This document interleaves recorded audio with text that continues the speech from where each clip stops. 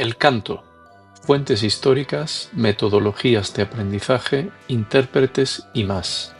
Un podcast semanal de Miguel Bernal Menéndez. Buenos días o buenas tardes, de nuevo en este podcast dedicado al canto y el mundo del bel canto, los intérpretes, los tratados, los maestros y cualquier tema relacionado que pueda interesar a esta audiencia. Hoy en este capítulo 15 voy a hablar de un tema que me ha interesado mucho siempre, que son los que ponen voz a las obras musicales y que no son otros que los cantantes, en este caso los cantantes líricos. Y me ha llamado la atención últimamente leyendo sobre otros temas el darme cuenta que Barcelona ha sido siempre una ciudad que ha aportado cantantes y especialmente cantantes femeninas de un gran valor. Todo el mundo conoce la carrera fulgurante de Montserrat Caballé, nacida en Barcelona en el año 1933 y que murió en el año 2018. Y también seguramente conoceréis a Victoria de los Ángeles, que nació en el año 1923, de padre malagueño, por cierto, de Fuengirola, emigrante en Cataluña, y que murió en el año 2015, un poquito, perdón, antes que Montserrat Caballé. Fueron dos grandes intérpretes, dos grandes sopranos que asombraron al mundo por su canto y su manera de abordar el repertorio lírico y también el repertorio de cámara, puesto que fueron excelsas intérpretes de obras de canto, lo que se llama canción de compositores, muchos catalanes, Granados, Albéniz, Obradors, también Turina, en fin, una gran cantidad de obras, y fueron las primeras, una de las primeras que, digamos, internacionalizaron y popularizaron el arte lírico. Esto no quiere decir que fueran las únicas. Investigando un poco y tirando un poco del hilo, he descubierto que tanto el Conservatorio del Teatro del Liceo de Barcelona como el Conservatorio Municipal de Barcelona fueron las sedes de grandes cantantes y lugares de formación y también de estas mismas cantantes que impartieron su magisterio.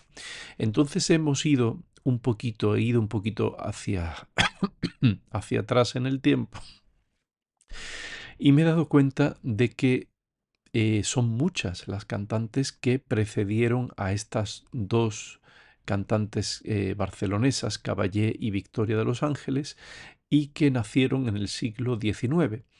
La primera de ellas, que para mí era una absoluta desconocida, es Concepció Bordalba, nacida en Barcelona en el año 1866 y muerta también en Barcelona en el año 1910. Fue una estupenda soprano dramática que cantó en compañías italianas por todo el mundo y que también fue profesora del Conservatorio del Teatro del Liceo.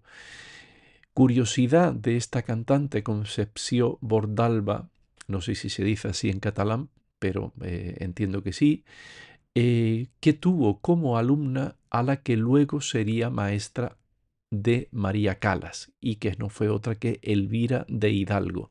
Solamente por este detalle creo que merece la pena citar a Concepció Bordalba.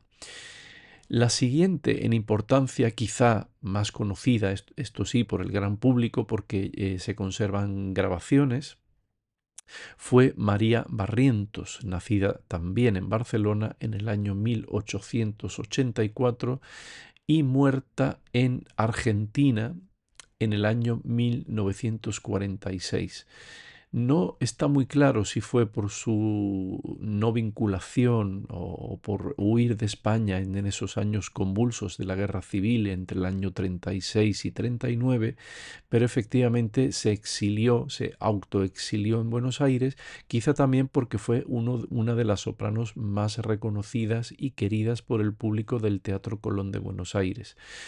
Como curiosidad de María Barrientos es que fue elegida por el mismo compositor Rimsky-Korsakov para su ópera El Gallo de Oro y también por Manuel de Falla para el estreno de sus 7 canciones populares españolas que hoy en día forman parte del repertorio habitual de nuestros conservatorios. La siguiente soprano también, en este caso una soprano de coloratura, igual que fue María Barrientos, fue Graciela o Graziella Pareto. Ella italianizó su nombre porque en realidad se llamaba Engracia Pareto Oms, Oms con H. Graciela Pareto nació en Barcelona en 1889 y murió en Roma en el año 1973. Hay que decir de Graciela Pareto que se retiró bastante pronto y aunque su carrera fue muy exitosa, fue un poquito corta. La siguiente soprano, también soprano lírico ligera, de coloratura, fue la barcelonesa, también nacida en 1895 y muerta en Milán en 1970, Mercedes Llopart.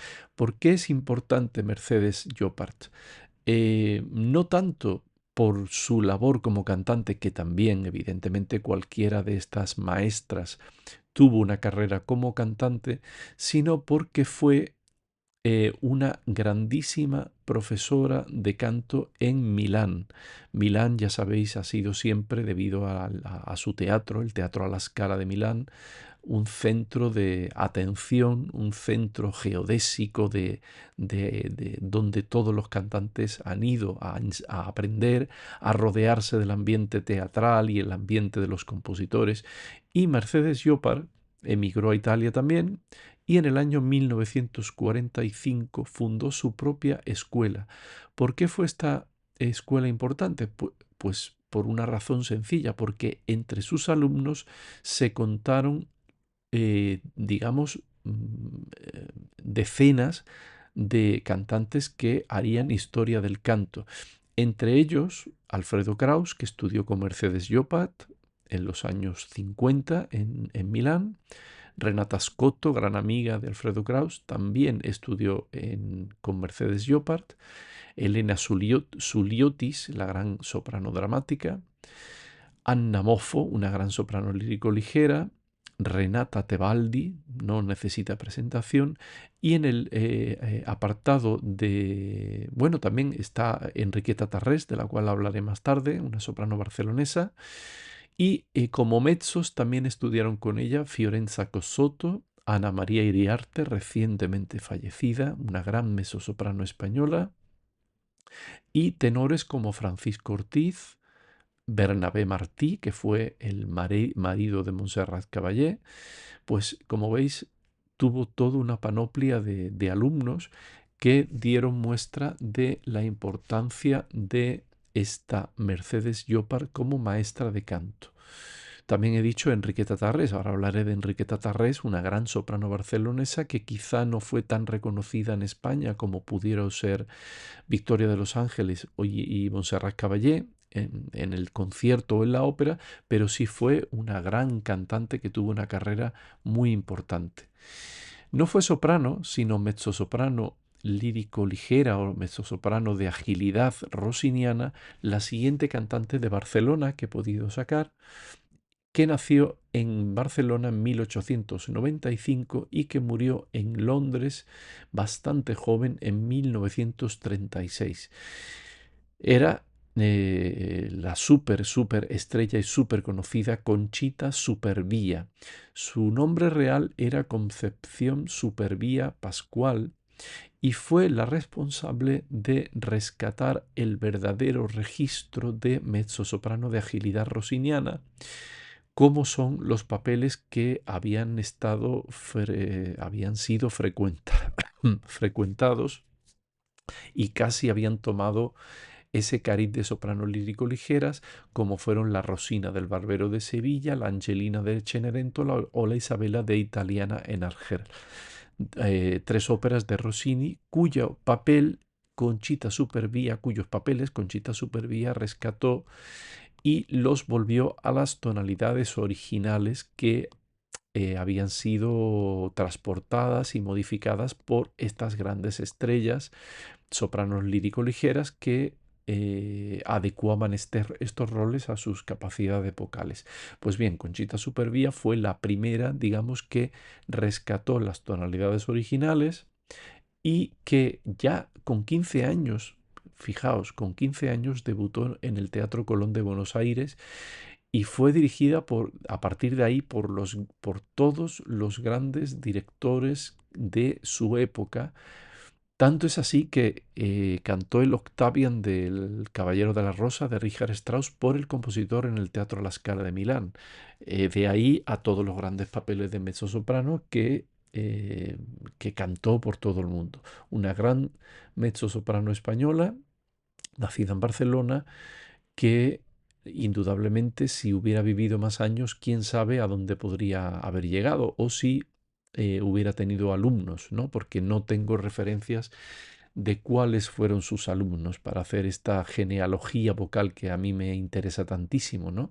Ver cantantes quiénes fueron sus maestros y a su vez quiénes fueron maestros de estos maestros. La siguiente soprano, en este caso especializada, muy especializada por sus características vocales y estéticas, fue Conchita Badía, nacida y muerta en Barcelona en el año 1897, muerta en el año 1975, que fue, digamos, toda una institución en Cataluña y en el mundo, puesto que, habiendo estudiado con Granados, Enrique Granados, con Manuel de Falla y con Pablo Casals, fue en principio pianista y compañera en la Academia Marshall con la gran pianista Alicia de la Rocha. De hecho, empezó su carrera, ella quería ser pianista y era tan buena pianista que sacó premio de fin de carrera casi con 17 años. Y fue muy animada por todos los maestros de su época, pero Granados, después de escucharla cantar, la recomendó que se dedicara al canto, puesto que era brillantísima también como cantante y justamente especializada en el repertorio de cámara que cantó como nadie, es decir, todo el repertorio de Granados, de Falla, de todo Lamotte de Grignon, de todos los compositores, tanto catalanes como españoles de la época, fue su gran intérprete de referencia.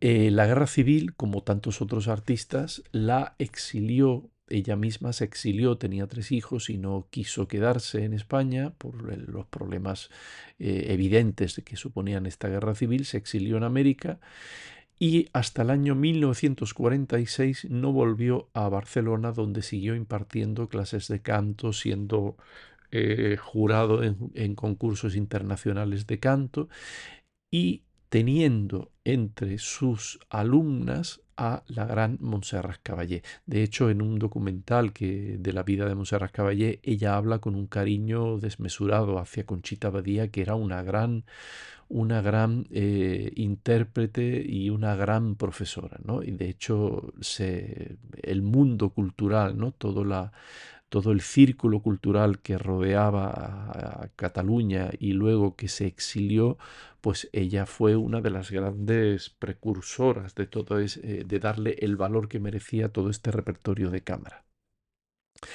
La siguiente soprano, en este caso soprano ligera, que he podido rescatar, nacidas en Barcelona, fue Mercedes Capsir, nacida en el año 1897 y muerta en Italia, en la Lombardía, en el año 1969, que cantó los principales papeles de soprano ligera en Italia y también en la Scala de Milán, nada menos, con Toscanini en unas grandes representaciones de la ópera Rigoletto de Verdi junto a Fleta. Aquí se acabarían digamos, las cantantes que nacieron en el siglo XIX y, aparte de las dos anteriormente citadas, Victoria de los Ángeles, que tras resultar vencedora en el concurso de Ginebra ya cantó en los principales en muy poco tiempo. Es curioso porque tras vencer en el concurso de canto de Ginebra, Ya cantó en los principales teatros, tanto europeos como americanos, pero ya estaba en la Scala, estaba en el Covent Garden, estaba en el Metropolitan y también en el Festival de Bayreuth, cantando Wagner, lo cual fue algo inusitado, puesto que una cantante española que cantara en alemán en el templo de la música alemana de wagneriana, pues no era habitual. Y Victoria de los Ángeles lo logró. También cantó muchísimo en el Teatro Colón, donde siempre fue recordada por su Madame Butterfly. Montserrat Caballé fue, digamos, la otra gran soprano catalana, nacida 10 años más tarde que Victoria de los Ángeles, y realmente no necesita presentación. Montserrat Caballé ha sido, digamos, la gran soprano lírica que ha aportado ese timbre de voz casi inigualable a todo el repertorio lírico y también verista. En mi opinión, siempre me gustó mucho más Montserrat Caballé en el repertorio belcantista, Rossini, Donizetti, Bellini, Verdi, primer Verdi, que en el repertorio más verista de Puccini, pero realmente el control de su voz era algo que realmente llamaba la atención. La última soprano que quería citar es Enriqueta Tarrés.